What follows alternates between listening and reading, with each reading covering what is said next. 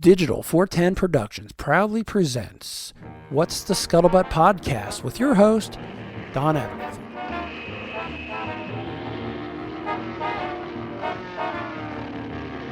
Ladies and gentlemen, the President of the United States.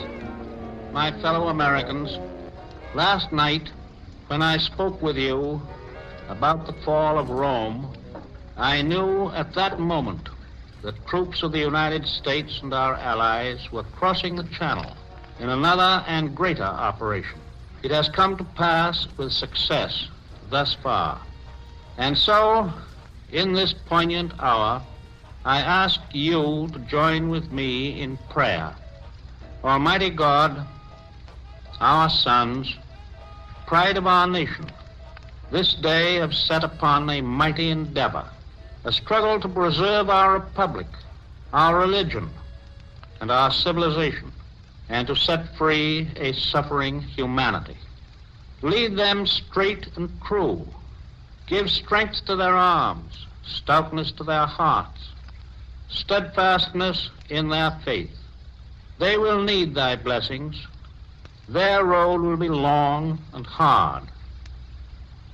For the enemy is strong. He may hurl back our forces.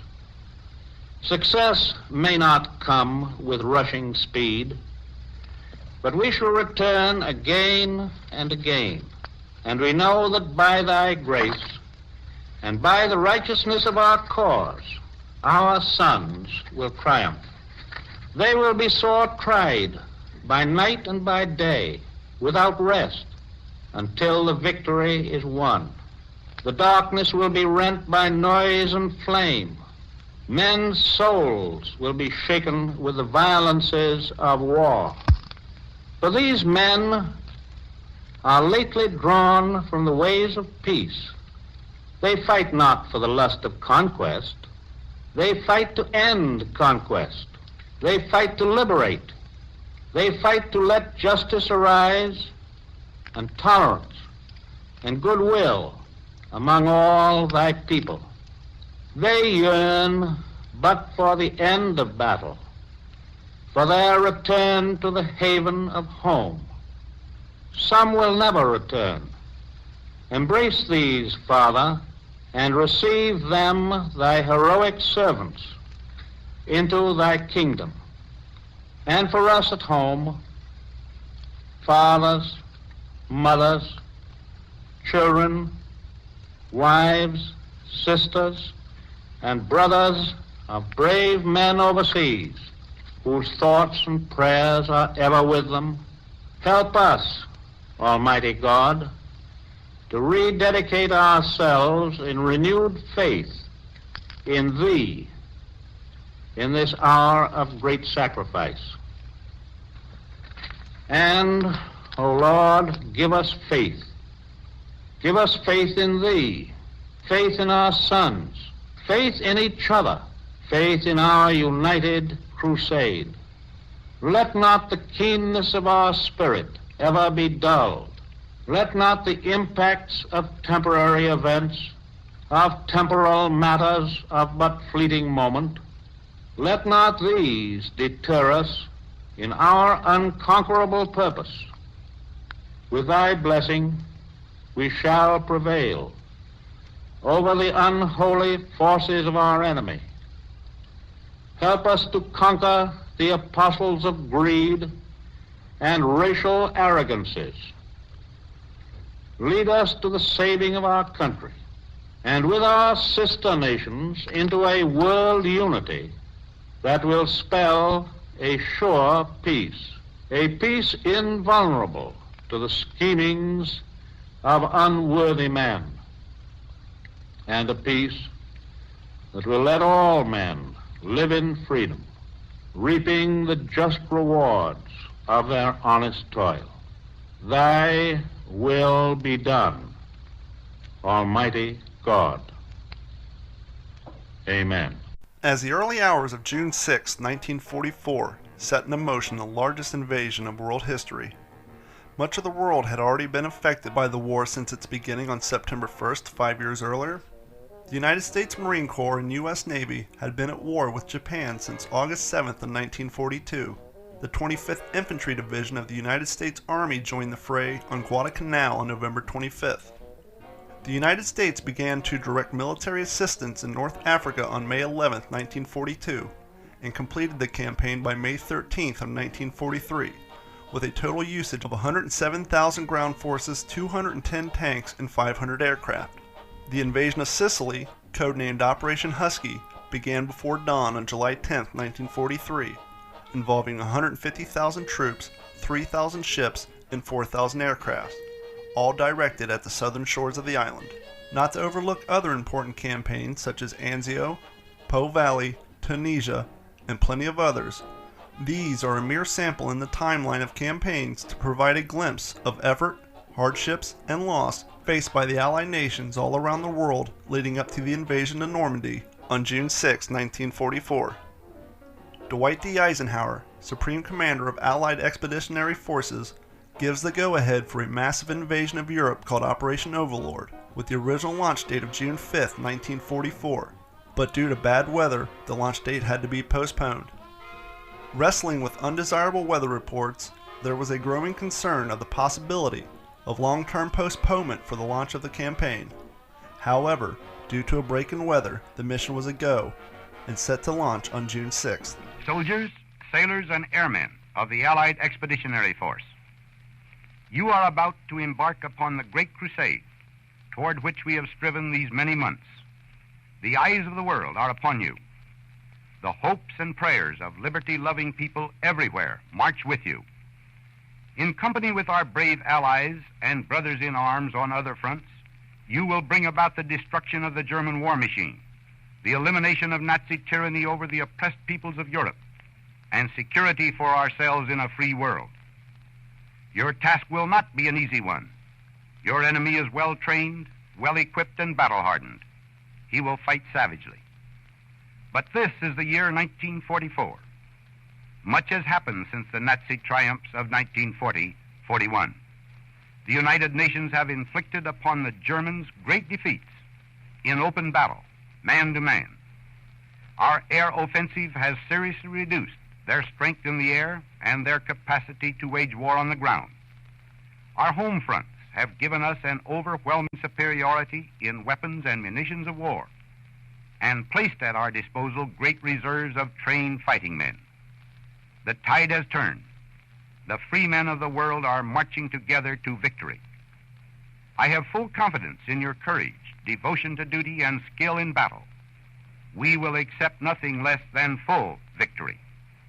Good luck, and let us all beseech the blessing of Almighty God upon this great and noble undertaking.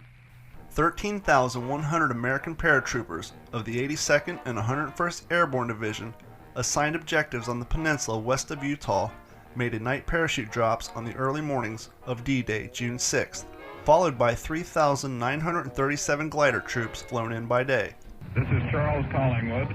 We are on the beach today, on D-Day. We've just come in. We caught a ride in a small boat which came in from our LST loaded with 1,000 pounds of TNT. While we have been here, we have just seen one of the strangest and most remarkable sights of this invasion so far. Two great fleets of over 100 gliders have gone overhead, towed by C-47 transports, who are certainly proving the workhorses of this invasion. They've hauled them right over the beaches, and it seems as though the German gunners, amazed at this incredible sight, have stopped firing on the beach now because it's quiet here, and the second batch are droning over now. I can see them. They're casting off the gliders as they circle around over the beach, and the transports are circling around and beginning to make off home. Where they're landing, we don't know, because we're down here on the beach, and there's a seawall in front of us, and we can't see the land behind. The British 6th Airborne Division was assigned to capture intact the bridges over the Caen Canal and the River Orne. The Free French 4th SAS Battalion of 538 men was assigned objectives in Brittany. Prior to the invasion, 300 men of the Pathfinders companies were organized into teams of 14 to 18 paratroopers, whose main responsibility would be to deploy ground beacons from the Rebecca Eureka transponding radar systems and to set out Hall of Fame marking lights. The amphibious landings at Utah Beach were undertaken by the troops of the United States Army, made up of the 4th Infantry Division, the 90th Infantry Division, and the 4th Cavalry Regiment, with sea transport, minesweeping, and naval bombardment forces provided by the United States Navy and Coast Guard, as well as elements from the British, Dutch, and other Allied navies. Though the landings at Utah Beach would be considered a success, the casualty and losses for the Allies totaled 197 for the 4th Infantry Division, 2,499 airborne troops, and 700 casualties in other units. The original plans for Pointe du Hoc had called for a larger Ranger force, consisting of Companies A and B of the 2nd Ranger Battalion and the entire 5th Ranger Battalion to follow as the second wave. Flares from the cliff tops were to signal the second wave to join the attack, but due to the delayed landings, the signal came too late and the other Rangers landed on Omaha Beach instead of Pointe du Hoc. Some speculate that the 500 plus Rangers provided on the stalled Omaha Beach landings helped to prevent disastrous failures there, since they carried the assault beyond the beach into the overlooking bluffs and outflanked the German defenses. This is the way the beach looks, which was hit by our troops about 12 hours ago, early this morning. It's a flat, sandy beach, like almost any beach that you're likely to see, and it slopes gently away from the seashore up to the dunes and then to the sea wall, which was the first objective of our troops and which they took early on in the game. The Rangers had learned at the top of the cliffs that their radios were ineffective upon reaching the fortifications, and also discovered for the first time the main objective of the assault, the artillery battery, had been removed. The Rangers then regrouped and small patrols were sent off in search for the guns. These patrols discovered 5 of the 6 guns nearby and destroyed the firing mechanisms with thermite grenades, with a lost casualty list of 135 killed and wounded. The primary objective at Utah Beach was to secure an 8-kilometer deep beachhead and to link up with the British forces landing at Gold Beach to the east, as well as reaching the area of Easling to the west to link up with the 11th Corps landing at Utah Beach. Utah Beach had been divided into 10 sectors: Charlie, Dog Green, Dog White, Dog Red, Easy Green, Easy White, Easy Red, Fox Green, Fox White, and Fox Red. The untested American 29th Infantry Division, along with 9 companies of the U.S. Army Rangers redirected from Pointe du Hoc, assaulted the western half of the beach. The battle-hardened 1st Infantry Division was given the eastern half.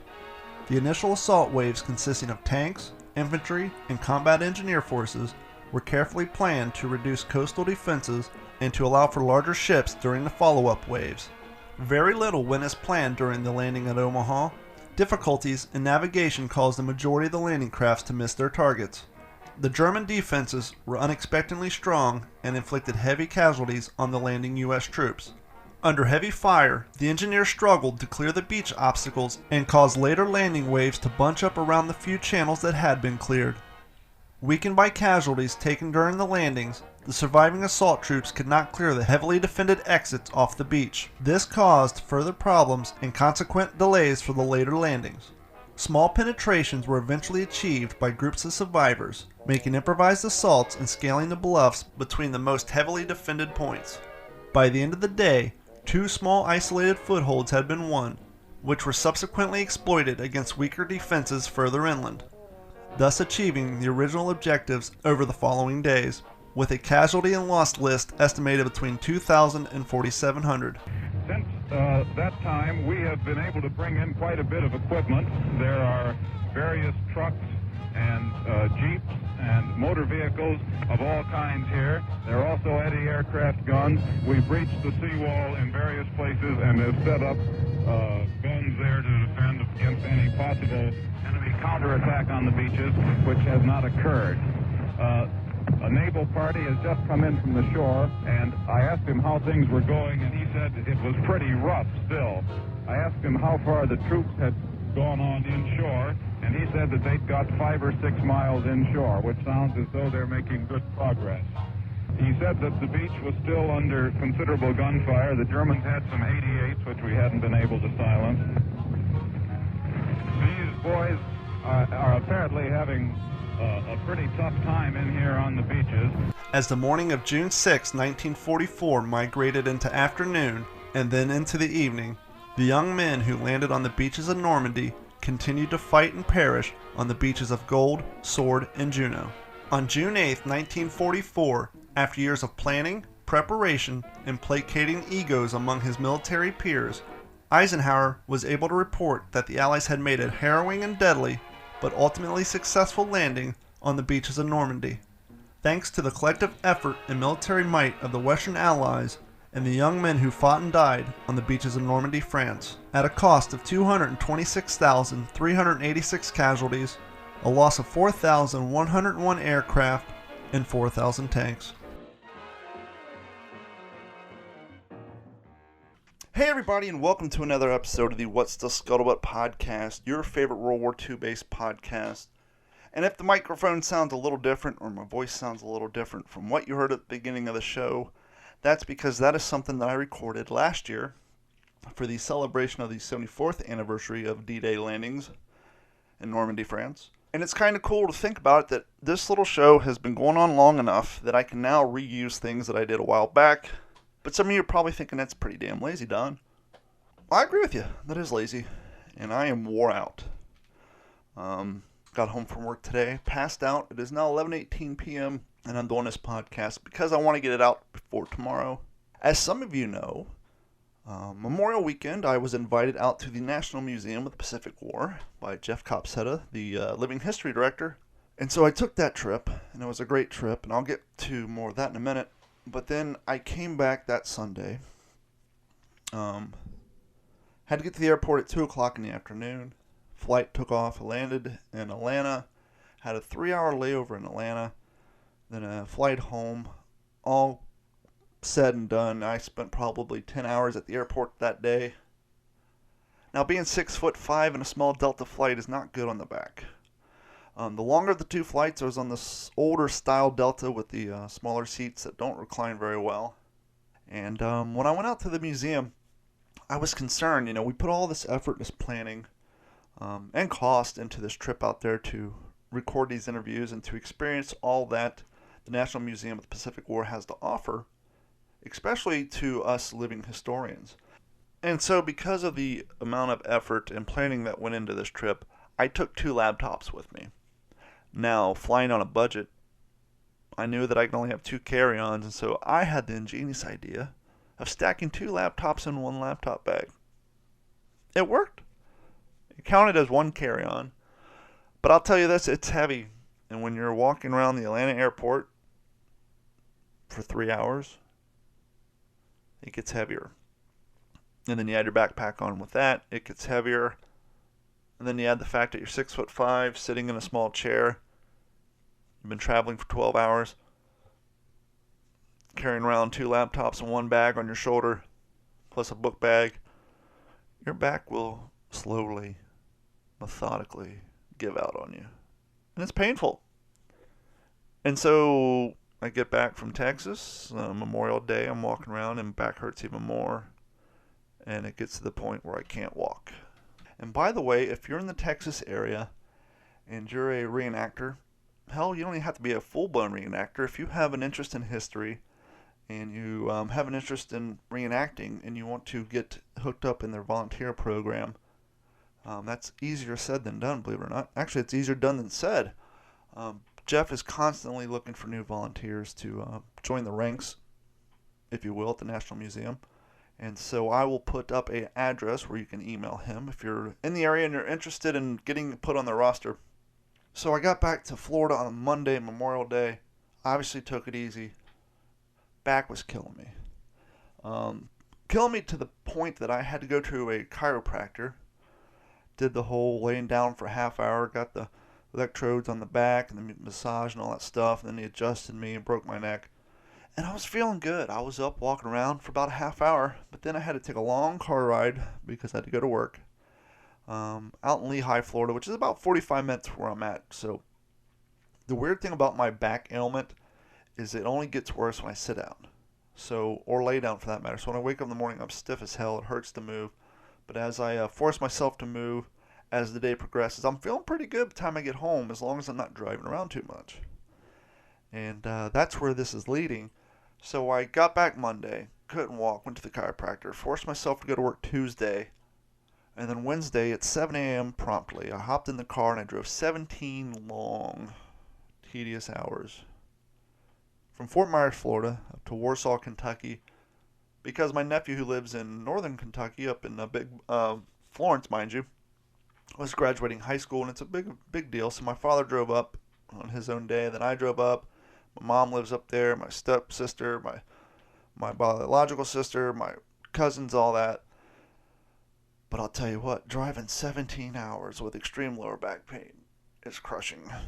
But it gets worse because 4 days later, Monday, so I got up there Wednesday, and got there 1 a.m. Thursday, slept Friday, did some stuff, Saturday, Sunday, left Sunday and Monday, and what a horrible long drive home it was.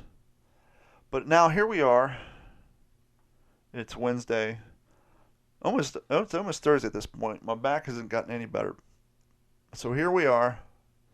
Worn out and beat up, but hey, we're bringing the show to you. I'm rambling on.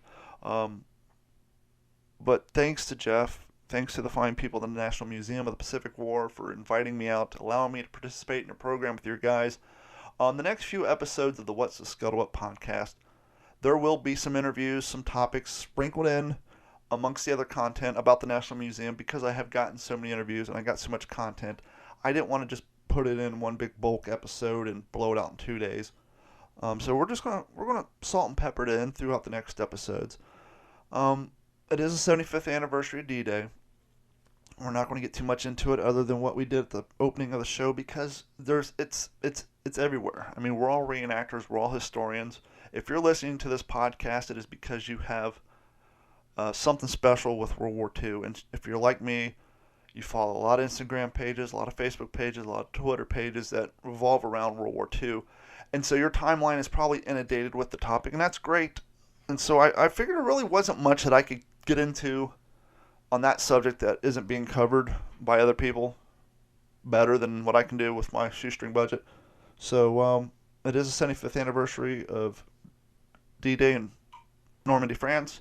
There are a few of the people I follow on Facebook who were over there.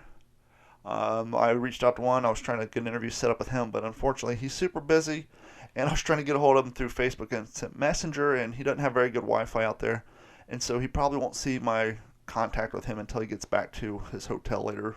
Probably, I don't know what the time zone is over there. It's greatly different. But anyhow, back to the National Museum of the Pacific War. I flew out there. Like I said, I got there Friday.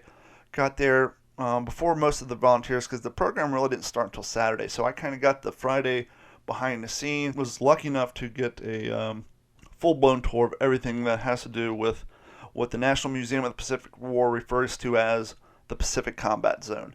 Because the Pacific Combat Zone actually sits down the street from the main museum, because the museum is now kind of broken up into multiple divisions. You have the original location where the whole thing started, which was the Nimitz House. It's a hotel, the Nimitz Hotel. And then throughout the years, the collection expanded, and then they started to build the actual museum up the street.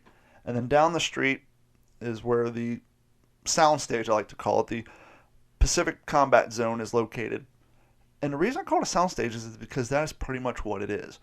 The Pacific Combat Zone is to reenacting what a skate park is to a skateboarder. It's an area that is built specifically for the purpose and that it is being used for. We reenactors were so used to showing up at an air show, out behind a museum, maybe even to a gun show, a military swap meet, and there's a football field worth of grass partitioned off with some caution tape, which is very error correct. A couple bales of hay out there. Maybe an overturned wagon that was used by the farmer down the street. Some bales of hay, a couple barrels, and voila. You got yourself a battlefield in the European theater of operations. And that's the way most reenactings go.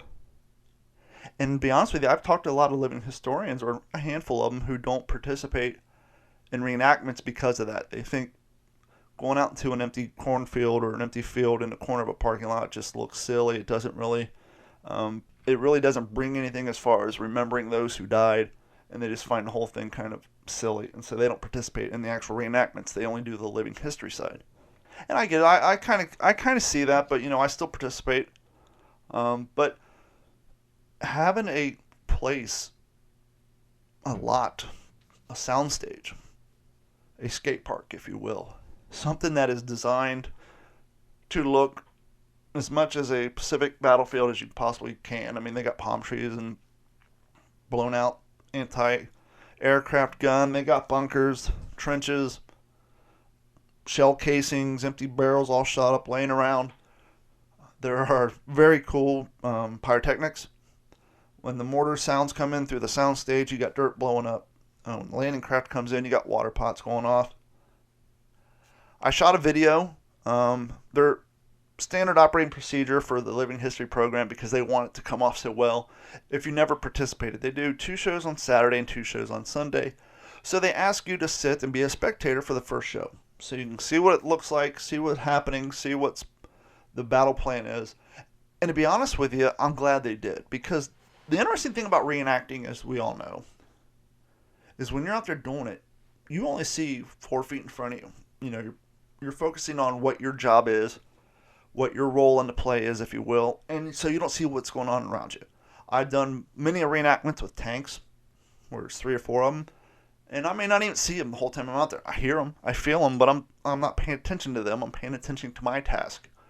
And so it was very cool to actually sit and watch, and in my case, film. I did film it. It will be in the video I'm putting out later. But it was very cool to film the thing, because I actually got to see the show for what it was. I got to see what the spectator sees. I got to survey the land, if you will. I got to see the Army coming in off their landing craft, the Marines coming in, the Japanese running. And so I was very thrilled once it was all said and done. I was very happy that I had the opportunity to sit and watch and to enjoy the whole show. I strongly suggest you guys go onto YouTube. Simply type in the National Museum of the Pacific War, World War II reenactment, and videos will come up.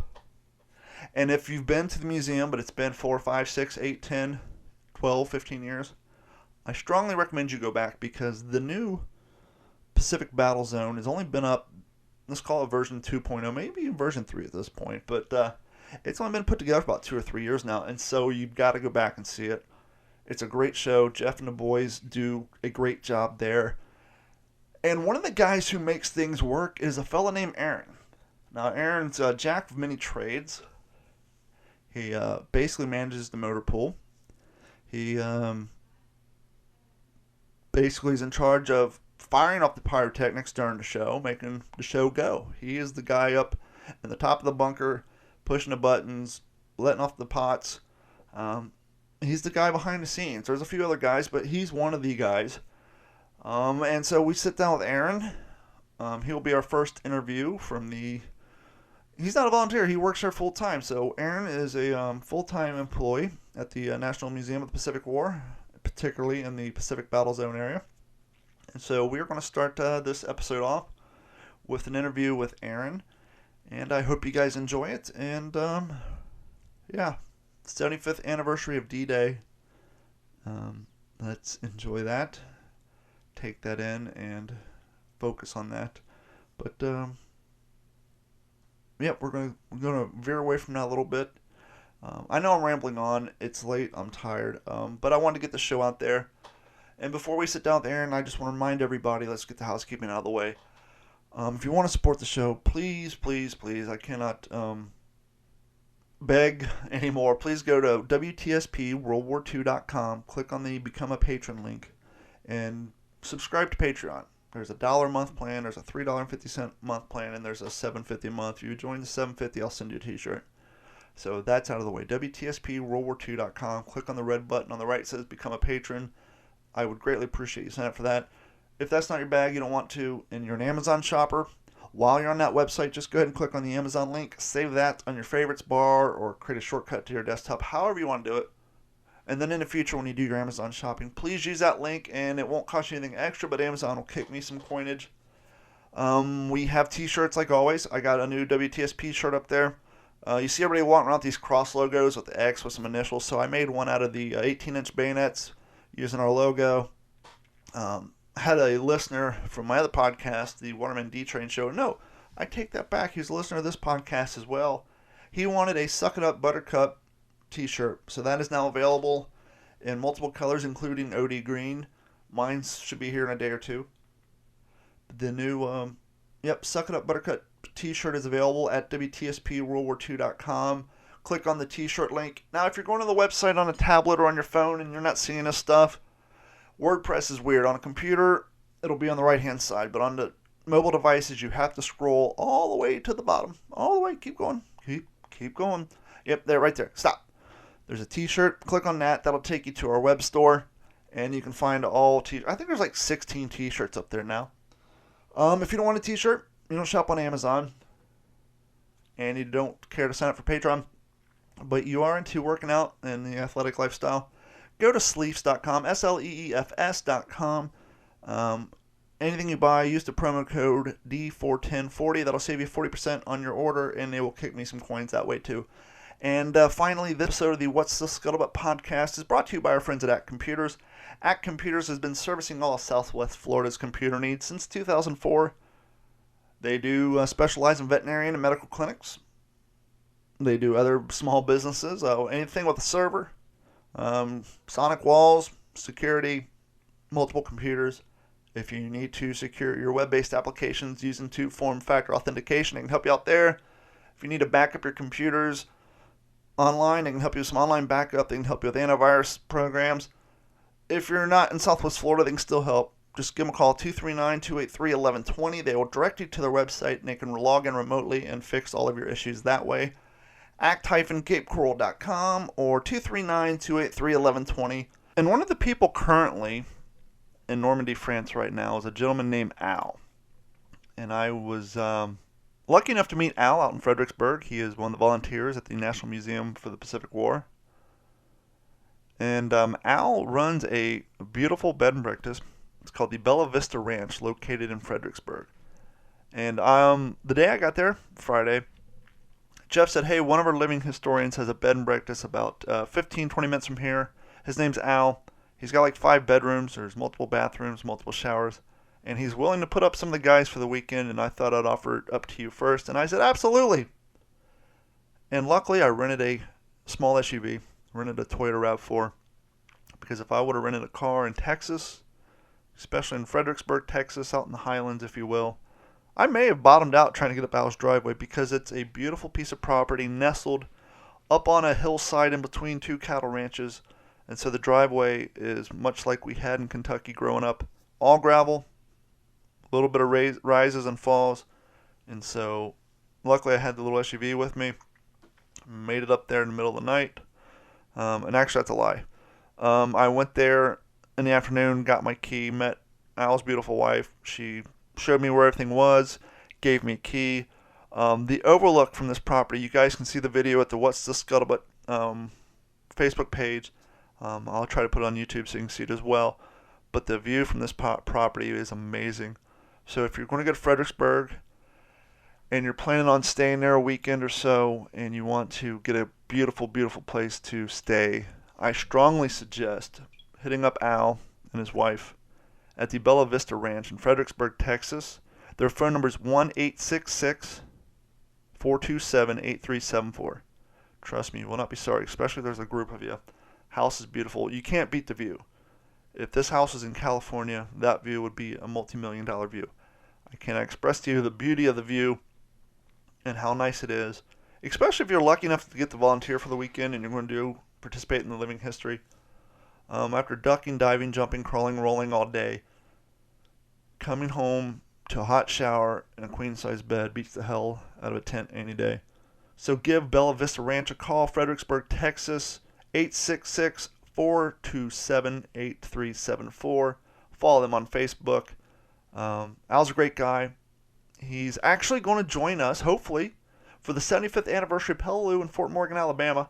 So you guys will get to meet him there. I'm going to try to reach out to him, see if I can get him an interview. It'll be a few days late and $1 short, but hey, that's the way timing works with podcasts. But he's in Normandy, France now.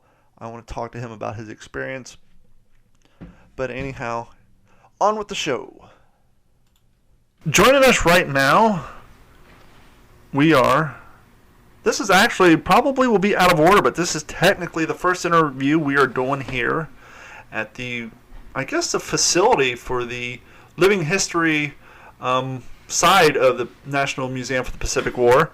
And joining us right now is the guy who works side by side with Jeff Copsetta. He's actually the guy who gets it done. Jeff comes up with the ideas, takes the credit, but this gentleman is the one that actually sees things get done, and he actually gets it done. Mr. Aaron Valander? Varinder, yeah. Aaron Varinder. Yes. Mr. Aaron Varinder. Aaron, what is your official title here at the National Museum for the Pacific War? Technically, we are in the Pacific War Combat Zone, correct? Yes, sir, we are. It's the Living History Department of the Education Department. So we bring history to life, and my job title is basically Lead Mechanic / Education Associate. But I do way more than that. I was going to say, you basically help build and maintain the battlefield. Yes. You're basically the proxy, you're basically put in charge of the placement of pyrotechnics. Yes. You are the pyrotechnic engineer who detonates all said pyrotechnics during the show. Yes. Now I know there's a gentleman here whose role is to be in charge of the weapons and the battery, but you kind of take that on yourself as well. Yeah, I do that. That's my main secondary role is armorer, and I take care of all the weapons as we go. Now you guys have a pretty impressive motor pool. You have 13 vehicles? 13 vehicles in dire need of service and repair. That keeps you busy for the most part when Jeff's not making faces at you through the window when you're trying to help promote his show here. And yes, but that's what Jeff does. Yep. Give us a little background on you. Well, I have a very unique family. It's pretty large worldwide. In my immediate family, I'm the first American. I was born in Massachusetts. My mom's Canadian, my dad's English. Well, my affiliation with World War II is my grandfather was an RAF bomber pilot. He was a Lancaster bomber driver. Mm-hmm. He was KIA October 22nd, 1943, and bombing Cassell. He was bombing Tiger I tank factories with incendiary bombs. Wow. So he was hit with a Bf-110 Messerschmitt night fighter. He saved his whole crew but his tail gunner and himself. He went down on his third mission in his brand new Lancaster. And the irony of it all is he delivered mail to the Mediterranean for quite some time before he got transferred to the bomber groups. So he was pretty familiar with the area. Yes. And the area in which he serviced as a postal, not really a postal carrier, but a postal transporter. Yeah, for the RAF. Is the same areas that he's now laying waste to. Yeah. So yeah, he did a good job. He died at 21, and then my grandmother remarried Mr. Varinder, which he was a sub hunter in the English Channel, flew Catalinas, which was kind of the PBR or float planes. Mm-hmm. And I used to ask him as a kid. I said, "So, how many submarines did you sink?" And he always just said, "Oh, 2 whales. We only got 2 whales." That's all he would tell me when he had 3 cigarettes in his mouth and a big old thing of scotch. Sure. Yeah. So yeah, World War II was a big thing in our family, and it did blow things up. But outside of that, I was born in Massachusetts and grew up in Texas. I was raised here in Texas, and I used to work in wildlife before I entered the museum world. And it's pretty unique. I started a year ago, and it's been a wild ride since I started. Now, you have military service underneath your belt, do you not? Sir. Yes, sir. I have 6 years in the Marine Corps. I did Desert Shield Storm as a logistical proponent. It's called the Traffic Management Office of the 2nd Marine Division. And that's where I learned my logistical capabilities. Turned out that Desert Storm was the largest and fastest moving American equipment in history. Really? Yeah. Even larger and faster than what we did during the big one? Yes, it was. We moved it quicker than any amount of equipment that we've ever done in the world in World War II since Desert Storm. So a lot of people don't know that, but I was part of that system, and we worked hard from Shield to Storm, nonstop, no sleep. So that's when I found out war was bigger than what you see on TV.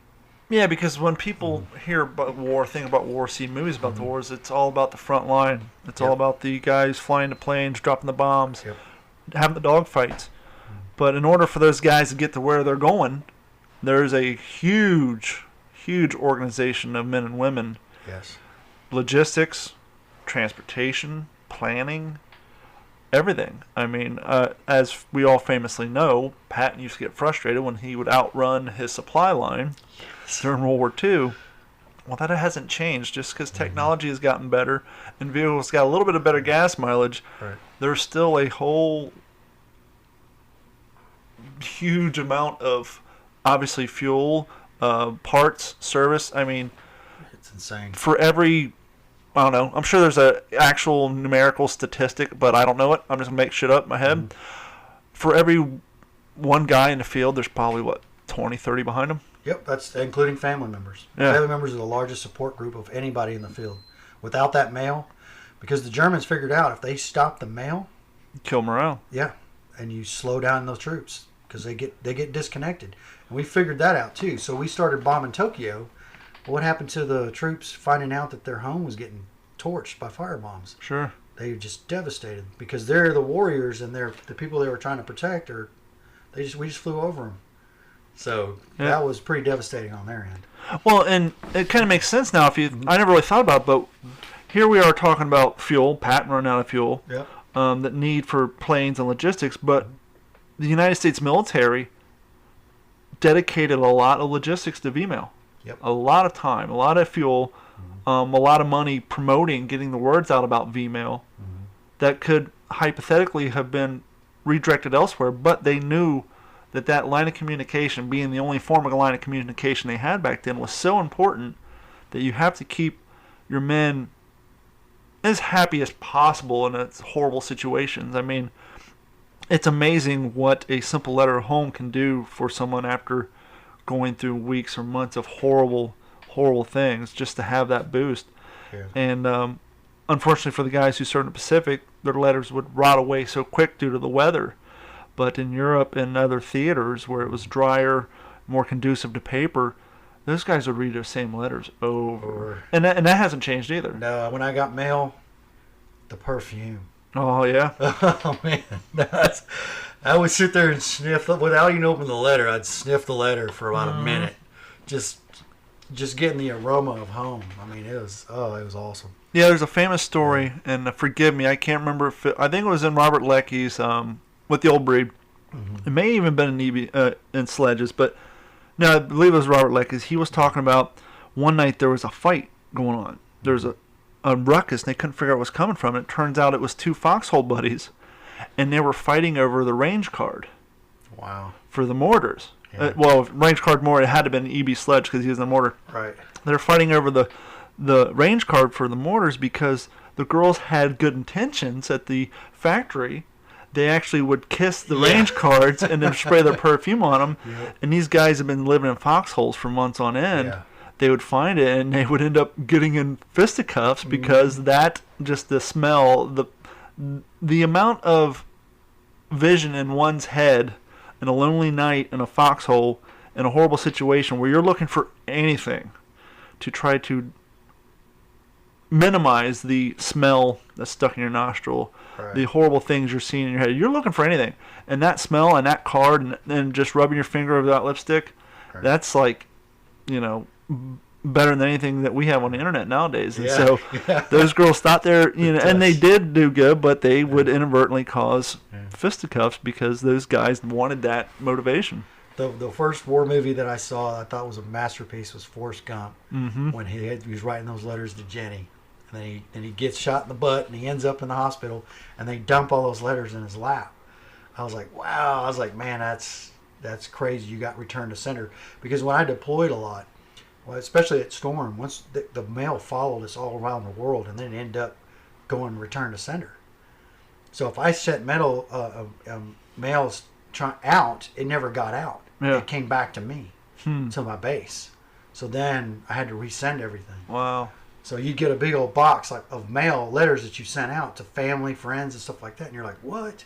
So you have to remail everything. What I did was I just put it in a Ziploc bag, put it in another envelope, and mailed it again. Yeah. But once we got back to base, my mail got back out.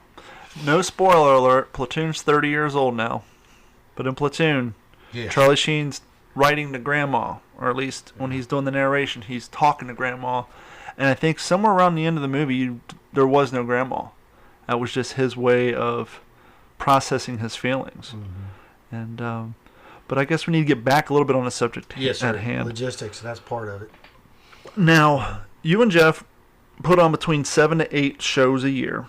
Yes. And I don't know if this phrase that I've been spitting out all weekend is approved or appreciated, but I keep saying you guys are the Universal Studio of living history, because I've done a lot of living history events over the last 8 years. I've done Fort Morgan, Alabama. I've done Georgia events. I've done hundreds of Florida events. I've done events with tanks. But that's usually about it. Pyrotechnics are usually nil. I've done one landing craft, but you guys literally have a landing craft on tracks that comes out of a building. The ramp drops. You got water bombs going off to demonstrate or to simulate mortar rounds hitting around the boats. You got full stereo effect underneath your canopy of your amphitheater. So not only do you have the visual, because a lot of reenactments, we can make compressed air pots to throw dirt, but you don't have the sound effect to go along with it. Right. Now, obviously, you got 30 guys out there shooting, it kind of gets lost in a mix, and so you can hide it that way. But because of what they have been able to achieve here with the static layout of having a battlefield that is designed for this exact use, this is essentially a skate park for reenactors. Right. When you go out skating, you could set up a ramp or, wax on a curb, but it's not the same as a skate park. And so you guys actually have something that you can continue to grow upon instead of building it up for a week and tearing it down. Right. Building it up. And so you can continue to grow and change things around. Now, I know Jeff said it usually takes you and him about 10 days to reset after each show because of the laundry and he said you got to clean 63 weapons. And just give us a little bit of, how do you guys, I'm sure at this point you have a pretty well-oiled machine, but you just came on, 2018, 2017? March of 2018. And Jeff said you are a godsend. He said before you came on, he was trying to manage all this. And not only do you help him with all that, but you kind of act as a proxy for all the volunteers who can't get a hold of him. Oh, yeah. And so you've been able to pick up the slack there, and he can't speak highly enough about you. He's just so thrilled to have you on his staff. Yeah, on the weapons side, when I started, we had quite a bit of weapons that were disarray. So we went through each weapon and we ordered parts for them and we got them going. But our biggest failure is those M1 carbines. They're the toughest things to blank adapt, and because you got to thread the barrels. Yeah, we thread the barrels, but you got to get the hole right, the pressure right in the barrel, and the carbines, the blanks have to be, hot to do what they have to do, and it wears those guns down fast. And it just shows that these weapons of war that they made, their longevity is not very long. Well, they were never intended to be used 7 years later. Their goal was hopefully 5 years at the most. So we're gonna have to come up with some money to replace the carbines, because we're getting less and less on the battlefield. But I noticed a lot of the volunteers are buying their own. Yeah, which is big help. Yeah, that's huge. Well, Jeff and I were talking about that on the last episode he was on. One of the nice benefits that you guys are able to do, and the group I was a part of on a smaller scale, not to rehash old episodes, but I worked with a guy named John Thomas, and he put together the 1st Infantry Division. And because his son started when he was 14, he knew that a lot of places, can't start until you're 16, 18, plus all this stuff's expensive. And so that's a huge barrier to entry for young cats. That's why most reenactors are 40, 50, because they got good jobs and careers, they can afford it. And so he would volunteer for museums, he'd do fundraisers, and he would raise money, and he would buy some uniforms, buy some boots, and buy a couple of rifles. And on a smaller scale, he had a utility trailer, and he would try to find 16, 17, 18-year-old kids who were interested, but whose parents weren't quite sure they wanted to invest the finances in it, because kids have a tendency to change their interests quickly. Right. And so what he would do is, hey, come out, I'll outfit you, and if you enjoy it, slowly. And so these kids would start, and someone would fall out, someone would get bored, and someone would fall in love with it, and then they'd go out and buy their own trousers and their own shirt. Okay, well, now I only got to give you boots and web gear. And then, Christmas rolls around, their parents give them boots and web gear, and so now he's just loaning them rifles, and before you know it, within a year and a half, boom, you got a rifle. And so he was able to kind of do what you guys do, and it's so cool to see, and you guys see it here too. You have people who come who started out as just volunteers because it's something fun and cool to do on the weekend, Right. and then they get the history bug, and then they're spending their own money or their Christmases, and by them getting their own stuff, it takes a little bit of the burden off you, but also allows you to bring other people in to extend your volunteer corps. Right. And what's pretty unique is when I started, there was only a few Japanese on the Japanese side. Just Yeah. 4 people at times. Mm-hmm. And they were like, well, the Japanese are dug in, so they just need a couple of That's heads. always the excuse. I've done a few tactical events and a few PTO, and it's all, well, they're dug in. And yes, that's the truth. I'd rather have 4 of them than none. Right. Because we need, and you always got to have a bad guy to shoot at. And let's be honest, it's easier to do a European theater war. Go ahead, I'll just edit that up. Yeah. And let's be honest, it's easier to do European theater war because most of these guys, they'll do Ally one week and German the next week, and they'll just throw some bad German out there and they'll pass. Right. But a lot of people, one, they don't feel comfortable sometimes, not all the time, but a lot of people don't feel comfortable portraying a whole another race. Right. And two, especially if you're like me, 6'5", you're not going to pass off as a Japanese soldier too well. Maybe 1 or 2. Yeah. Yeah, they actually had big ones every now and then. And so it's definitely nice to be an event where you have more than 3 guys running from different positions, popping up like whack-a-mole, trying to put on the appearance that there's more of them than there actually are. Well, since I expanded the battlefield and the bunkers, our Japanese corps has gotten bigger. And one of the other things you guys did, I don't know if you did intentionally or if it's just the way the numbers served out, is you actually have quite a few females play those roles, and so they have the smaller body type and stuff from the distance. Uniforms. Yeah, they fit the role a little better. Mm-hmm. And they're learning the rifles. While y'all were doing the show, I was up there rifle training while y'all were where everybody was doing their presentations, and we were firing when they were doing the firing demos. And I was telling Jeff, I said, "Yeah, we're masking our shots by y'all's shots." Yeah. And he was like, "Yeah, it was kind of sounding weird." I said, "Yeah, because we were shooting when y'all were shooting." Mm-hmm. So I got there. I said a lot of the issues we have with the air sockets are operational issues because they're really tight bolts, and you gotta have some really arm strength to slam that bolt closed. And I'm learning, showing them techniques, so they're learning fast. Well, that's the other benefit you guys have being attached to such a large stellar museum as the National Museum of the Pacific War. Yes. Is because what happens is when people age out or their parents die who fought in the war and they don't have an interest in it, they look for a reputable place to donate these family heirlooms to. Yes. And so the museum can only store so much on display, and then they can only store so much in their overflow, and then they still have extra. You guys have, I know I shot one of them today. It was an original fully automatic Browning automatic rifle. Yes. Is the secondary fully automatic as well? It is only semi-auto. Is that one in the Ohio Ordnance? Yeah, it's a single shot, and I got that operational last 2 weeks. Yeah. They couldn't. It was a gas issue, so we got that one going. But all your M1 Garens are all Springfield branded. Yeah, all original. All original. Yeah. You got, how many air sockets you guys have? Man, I think 14, and we just got another one. And you just got a Noble pistol brought to you Yes. 2 days ago. Very rare, yeah. I'm still trying to calibrate. I think it's 32. I want to say it's a 32, but I still have to do a little research on it. Yeah. But it's a very unique small pocket pistol. You have a tank. Yeah, it's a M3 A1 Stewart. It needs a whole new suspension. We did get new tracks, but the suspension needs work, and the motor needs to be replaced. It's done its lifetime. Yeah. I've seen like when they invaded the Philippines, the same radial Continental 670, the A models. There was what they call M1 Sherman modifieds in the Pacific, and they would swap those motors out pretty readily. So they're almost, not quietly, but one could argue they're kind of designed to be somewhat disposable, the engines, to begin so with. they do their operational run, they take out buildings, they do this stuff, and then when they get to a safe place, they warehouse them, and they have trucks bringing brand new motors in, and they swap them out.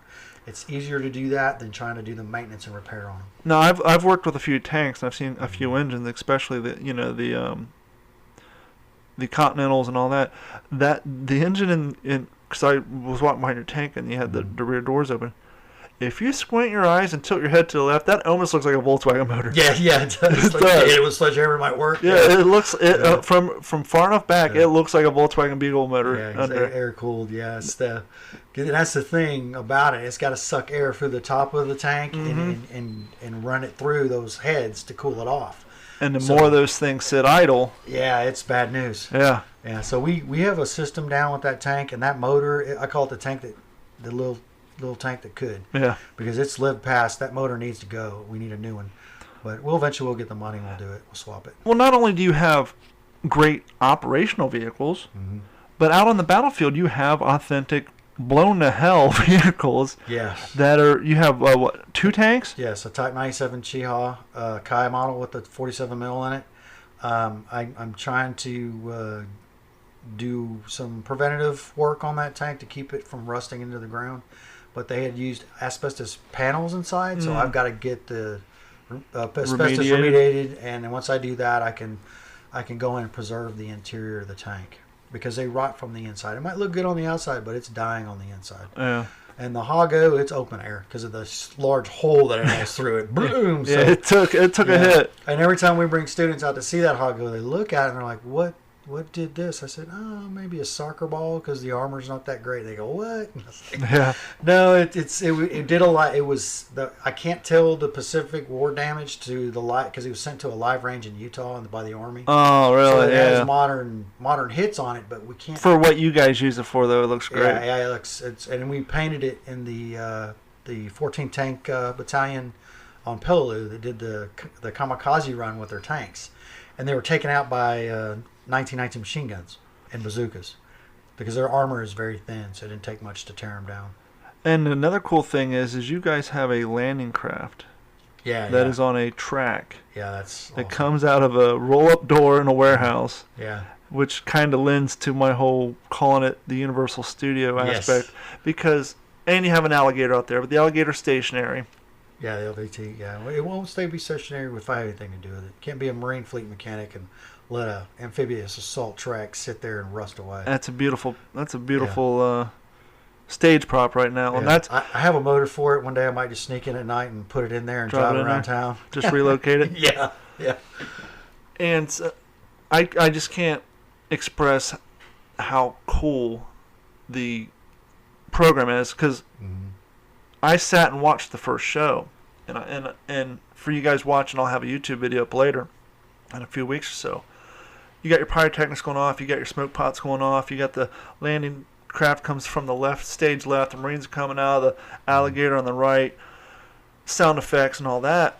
But when you're out there, and anybody listening to this who's a reenactor, they know this. You can have all the pyrotechnics and that in the world, but you're focused and your 4-foot perimeter around your eyes, and you don't see all that stuff going off. And so I'm so glad that I sat and watched the show live before participating in it. Otherwise, I wouldn't have experienced the full gambit of what you guys were able to do with all your pyrotechnics, the sounds, and everything. Yeah, it. When we first started, we were kind of fumbling. They threw the pass, we're fumbling a little bit, but we caught it, tucked it under, and we're running with it. So our specific mission for this living history is authenticity. Sure. So that's when we painted those 2 Japanese tanks in actual regimental colors and insignias. The Japanese representation, the truthful Japanese representation is very important to us. I researched the fuel barrels, Japanese fuel barrels. I just got it off photos. Mm-hmm. And I've looked at a lot of people who researched the Japanese, and a lot of their information was wiped out. Yeah. If the Army and our Air Corps or Army Intelligence, Navy, whatever they captured, there's a lot of information that we get from there. But there was one guy in Japan that I went to his webpage, Taki, or I can't remember his whole name, but he has a lot of Japanese intel. But I sent him emails, but I hadn't heard from him in a while. So I don't know what happened with him. But a lot of our insignias and stuff like that are from real good sources. We're not going to go look at a book and expect it to be the real deal. Now, the crown jewel in a show Actually, before I get to the crown jewel in the show, because you know where I'm going with this. Oh, yeah. You guys claim it's the only weapon not firing blanks out there. Before we get to the crown jewel in the show, leading up to the crown jewel, one of the reasons you guys are able to do what you do when it comes to the pyrotechnics and the crown jewel is you guys have remote air firing, we'll just call them machine guns, that you can place into places that a man can't fit or squeeze to help provide ambience. And that in itself is pretty cool. Yeah. That's, once again, leans to the universal of the gas guns. Yeah, because I didn't get a chance to look at your board, but everything you have out there is remote controlled. Yeah.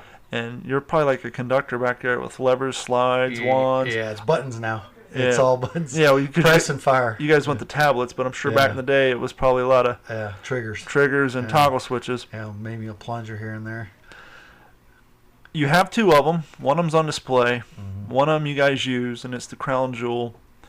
And that's the flamethrower. Yes, my favorite weapon that I hate.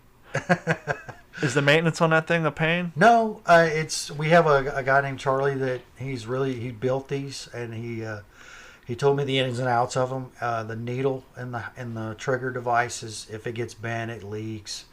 But overall, they're bug sprayers, man. They do the job. You guys have a concrete bunker at the top. Obviously, no one's in there. Yeah. And I noticed today, which is very cool, you have a flagpole next to it, and you have the rising sun flag on it. Yeah. And I'm sure this was never planned, just because of the closeness of it to it, and how many times that flamethrower lights that bunker up. The edges of that flag are completely seared and black. Yep. But, we've all seen reenactments. We've all heard the pop, pop, bang, bang.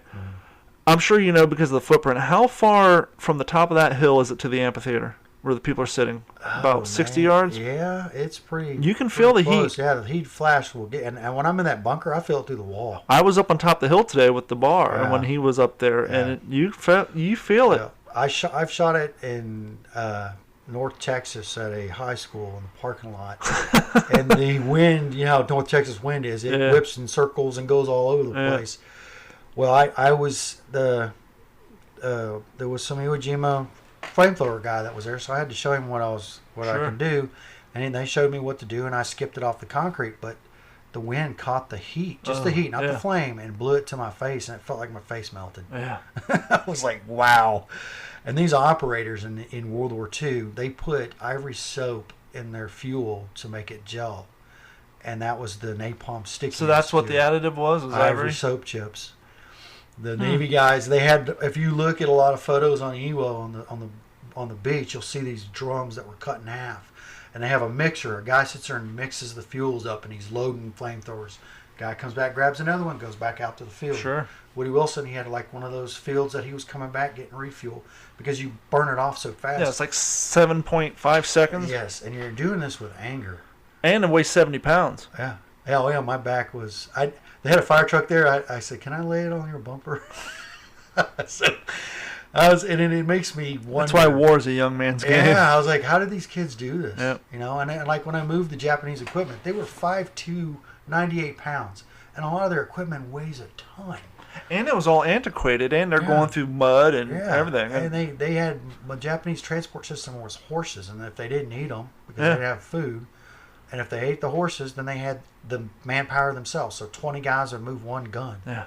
It was insane. I mean, we learned the hard way about assembling a artillery piece with rudimentary equipment last night. Yeah. So, and then look at the size and strength we had. Yeah. And think if you're Japanese. I was like, wow, man, these guys.